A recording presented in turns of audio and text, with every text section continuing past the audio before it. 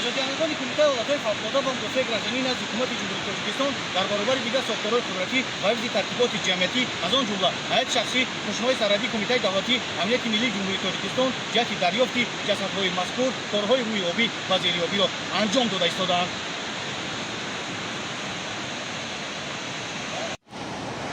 кумитаи ҳолатҳои фавқулодда ва мудофиаи гражданӣ назди ҳукумати ҷумҳурии Тоҷикистон бо мақсади гузарондани корҳои ҷустуҷӯии рӯи обӣ ва зериобӣ тамоми тадбирҳоро амалӣ менамояд.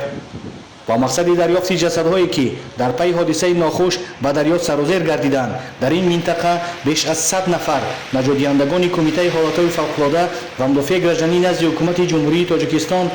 از ریاست کمیته حالتهای فوق‌العاده در ولایت مختار کوهستان بدخشان منطقه کلاب ریاست تعیینات مخصوص گردانده شده کافتوکاوی نژادی کمیته در یکجایی با مقامات و ساختارهای دخلدار کارهای جستجویی روی آبی و زیر آبی را انجام داده ایستادند. کارهای جستجویی از موضع حادثه آغاز گردیده در منطقه‌های گوناگون ناحیه درواز، ناحیه‌های شمس‌الدین شاهین، منطقه کلاب و دیگر موضع‌ها جریان دارد.